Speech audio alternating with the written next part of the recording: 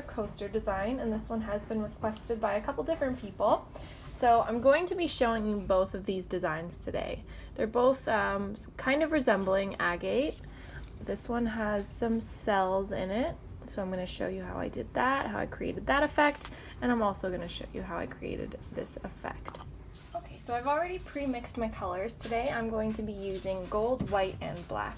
So my gold I have right here. It's already pre-mixed, and it is this. Unfortunately, the bottle is really used, so you can't really see, but this is Pinata brand by Jacquard, and it is the brass color. It's alcohol ink, and I absolutely love this color. I use it on everything pretty much.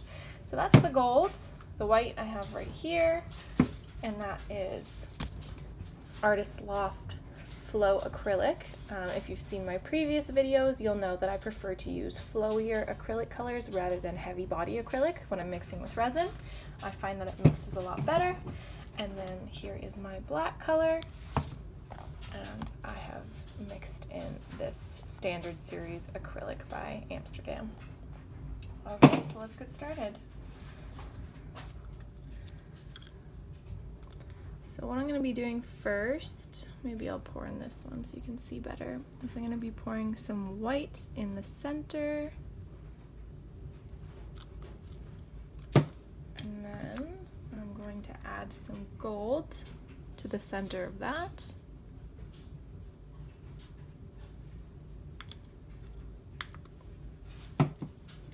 And then I'm going to be adding white again.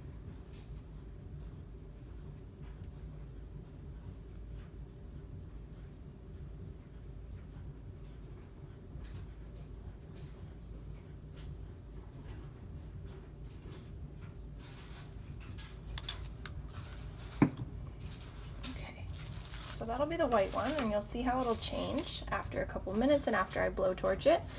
But then the next one I'm going to do will be basically the same thing but with black. So black in the center, and then gold,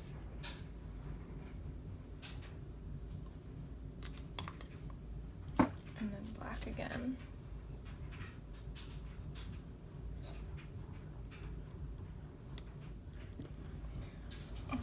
And then the next one is going to be the stripier one. So I'm going to do the same technique, but I'm going to be adding smaller circles, and I'm going to do black, white, gold in a pattern.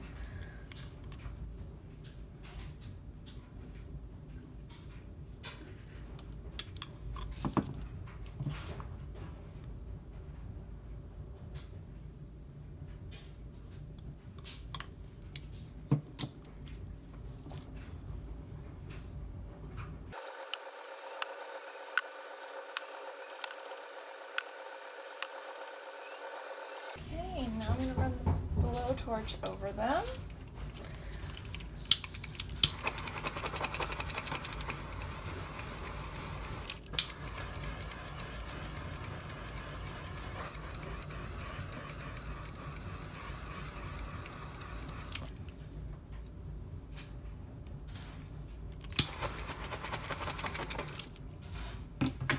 Okay, and then we'll come right back.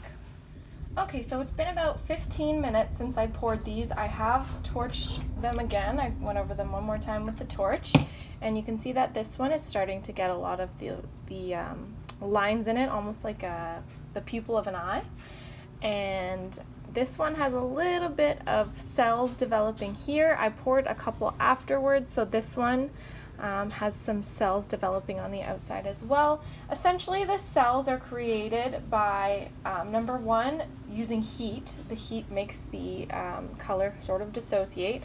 And I also find that using alcohol ink or anything with alcohol or isopropyl alcohol in it can help to create those cells. If you're making a painting, you have a lot more space to move the color around, so you can use a heat gun and you can push the color with the heat gun. Perhaps I'll create another YouTube video about that another time. But because these coasters have a very small space, it's a little harder to push the color around to make those cells open up. But they are developing a little bit down here and around there. This is the full set. I really like that they're all the same color scheme, so they're all using black, white, and gold, but they all look a little bit different. I also like that this technique really produces an effect that looks very similar to an actual agate stone. So they were all done using the same technique, pouring a circle of color, and then another circle of color inside of that, and another circle of color inside that. You can see if you add more colors, so these were both made adding many circles, so black, white, gold, black, white, gold, black, white, gold. I would say probably 3 times each, so for a total of about 9 circles of color. And you can see that they're a little more gray, there's a little more dimension, you can see some cells developing a little bit there, and a little bit more of that zigzaggy pattern. And then if you do fewer circles, you'll get something that's a little more of a solid color. So for example, this one's mostly solid white and this one's mostly solid black, but you will have a little bit of gold coming through.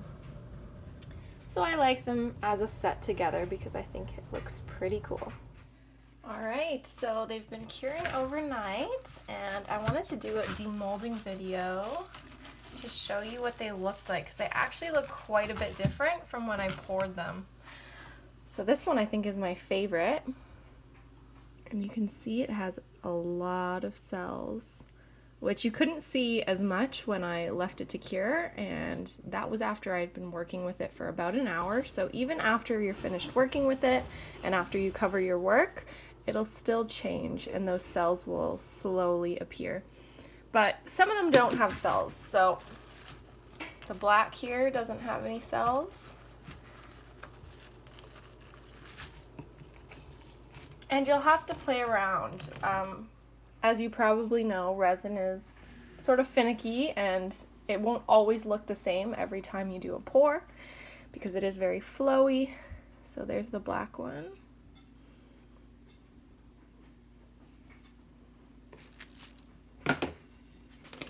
And here's the white one that looked a lot like that black one before. It just had a little bit of gold peeking through. And now you can see that we have some cells there. Sorry, my lighting is terrible down here. So see those cells?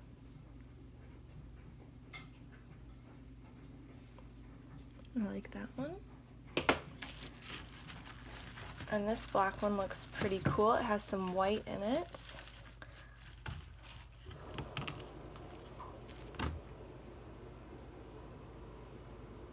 Super cool.